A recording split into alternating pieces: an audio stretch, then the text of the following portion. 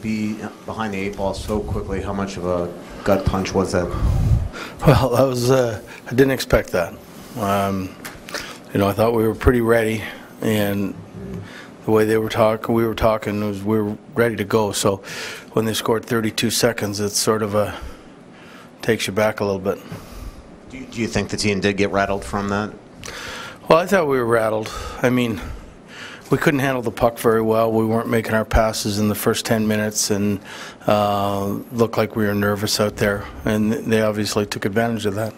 How tough is that to sit on now? How tough is it to end the season that way?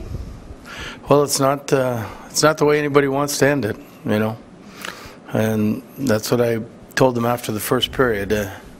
We don't want to end this be our epitaph for the season, and I thought in the last two periods, at least, I don't know if they let up or we played harder, but I thought we played it till the end. Was there belief in the first intermission that you could? I mean, I can't read their minds. I mean, if you say the right things, and we haven't been the best comeback team all year, but at the same time, there was time enough. There was 40 minutes left to score 4 goals, and in the second period, we had 6 grade A chances, and we didn't put any of them in. If we had to put a couple of them in, maybe all of a sudden there would have been a little more life in the third. After 6 goals in Game 3, just what changed these last two that it was so tough to just generate and execute? Well, I thought their goalie was really good, in both games. I mean, believe me, we wanted to score. It's not a question of everybody sitting there and saying, we scored 6 last game. Let's forget about scoring. We wanted to score. They made it very difficult to score.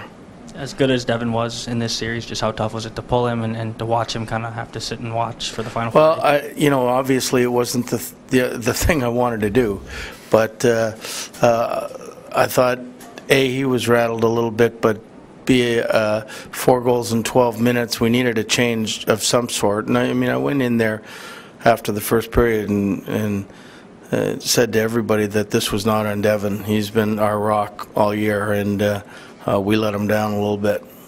How disappointing is that? Just the play in your own end tonight by some of your guys that usually are winning battles and races and things like that, not playing, playing too Well, loose. the whole game losing is disappointing. I mean, I think people sometimes forget that everybody works their butt off from September to April. It's 8 months of putting into it, and they all have the same dream, and it comes crashing down on you. It's not easy to accept for a few days. Bruce, you were here 4 years ago, coaching the Ducks when the Jets initially made their first playoff appearance. What has changed from your perspective behind the bench, whether it was Winnipeg team then and the Winnipeg team now?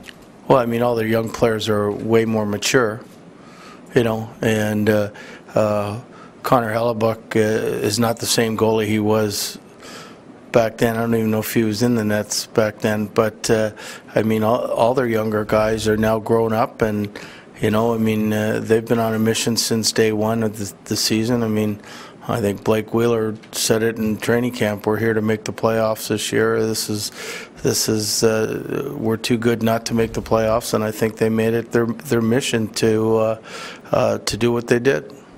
Bruce, how will this ending affect how you evaluate the entire season of work? I'm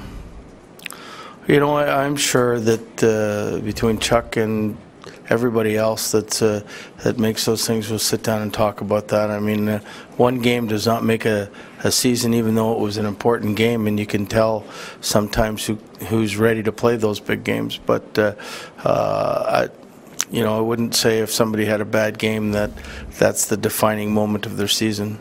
Is it hard not to wonder what if with injuries to Ryan and Zach and your big guns like that? Well, obviously they missed some guns too, but I mean, I think they were a little deeper. Our guys, that when we missed them, we really missed them.